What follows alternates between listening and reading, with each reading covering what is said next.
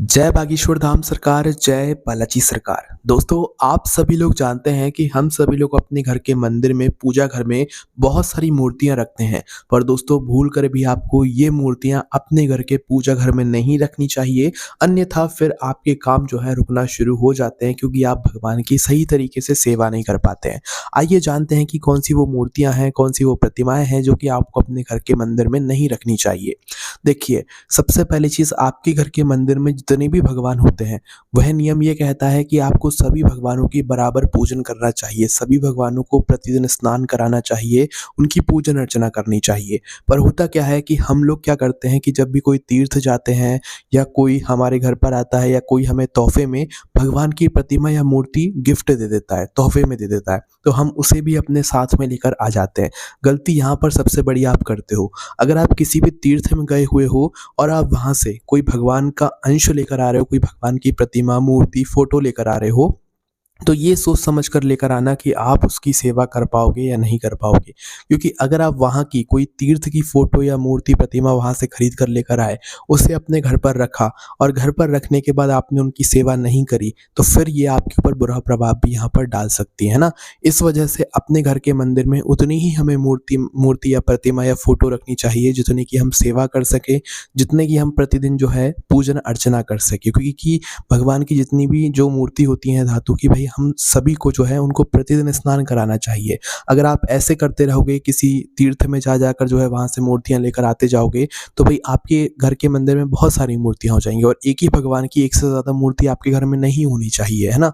और एक से ज़्यादा हो भी जाती हैं तो भाई फिर हम उनकी पूजन अच्छे से नहीं कर पाते, हमारा मन फिर उतनी अच्छे से नहीं लग पाता है। इसलिए अपने घर के पूजा घर में उतनी ही मूर्तियाँ रखो, जितनी कि आप लोग अच्छे से मन से पूजन कर सकते हो। आप तीर्थ जा रहे हो, बिल्कुल जाओ, पर वहाँ से अगर कोई चीज़ लेकर आ रहे हो, कोई भगवान लेकर आ रहे हो, तो सोच समझ कर लेकर आना कि आप उनकी सेवा कर पाओगे या नहीं कर पाओगे, ठीक है?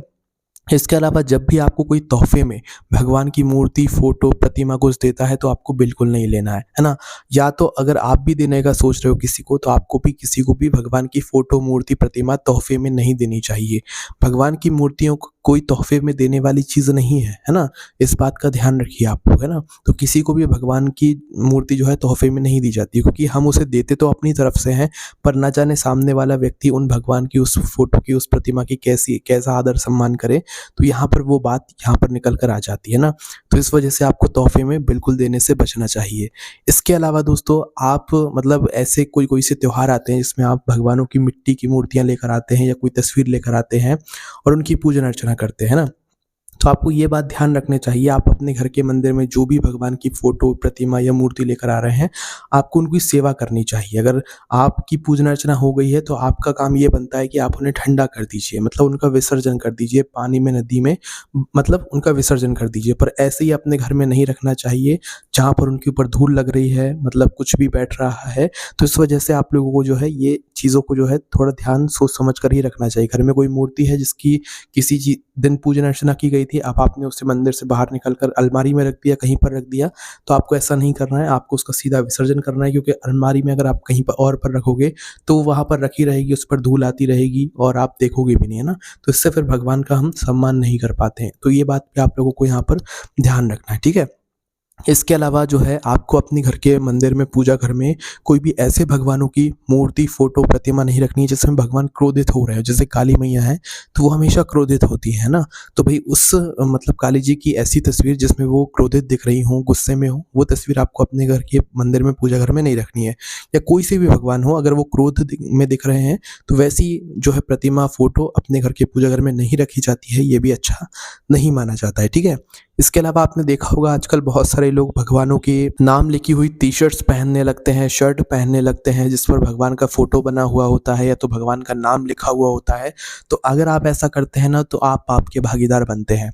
अगर आप लोग भगवान के नाम लिखी हुई टी-शर्ट को पहनते हैं, उसे पहनकर हर कहीं पर जाते हैं, मतलब कि आप सभी लोग जानते हैं कि बाथरूम में तो सभी लोग जाते ही जाते हैं, तो अगर आप भगवान की टी-शर्ट पहनकर, भगवान के नाम को पहनकर ऐसी जगहों पर जा रहे हैं, तो आप पाप के भागीदार बन रहे हैं।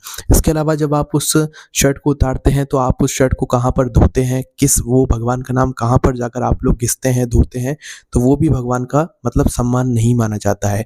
इसलिए आप लोगों को जो है भगवान का नाम लिखी हुई टी-शर्ट्स, शर्ट नहीं पहननी चाहिए और ना तो भगवान की फ़ोटो बनी हुई हो वो शर्ट भी आपको खरीदनी ही नहीं चाहिए। आ रही हैं बाज़ार में आने दो, पर आपको नहीं लेनी चाहिए और ना तो आपको पहननी चाहिए, क्योंकि भगवान के नाम का अगर सम्मान कर सकते हो तो ही पहनो, पर आप कोई भी चीज़ पहनोगे तो उन्हें पहनकर कहीं न कहीं तो ज़रूर जाओगे ना। तो जब आप ऐसे जगहों पर जाओगे तो भई आप उस नाम का सम्मान फिर नहीं कर पाते हो, है ना? तो इस वजह से भगवान के नाम की जो टी-शर्ट्स होती हैं या नाम लिखा हुआ होता है, वैसी जो चीज़ें होती हैं उसको आप लोगों को ऐसे मतलब नहीं पहनना चाहिए, है ना? इसके अलावा दोस्तों आप लोगों को एक आखिरी में बात और बताएँगे कि आप लोगों ने शादी के कार्ड भी देखे हुए होंगे, शादी के कार्डों में भगवान की तस्वीर यहाँ पर बनी हुई होती है। तो नियम दोस्तों ये कहता है कि भगवानों की जो मतलब कार्ड पर जो भगवानों की तस्वीर बनी हुई होती है वो भी नहीं बनवानी चाहिए, है ना? या तो नाम भी नहीं लिखा होना चाहिए, क्योंकि आपने देखा होगा जब भी हमारे घर पर कोई कार्ड आता है तो वो कार्ड हमने एक बार देखा, उस कार्ड को देखने के बाद हम उस कार्ड को पटक देते हैं। उस कार्ड को से फिर हमें कोई मतलब नहीं होता है, वो रद्दी में जाता है, बिकने के लिए जाता है।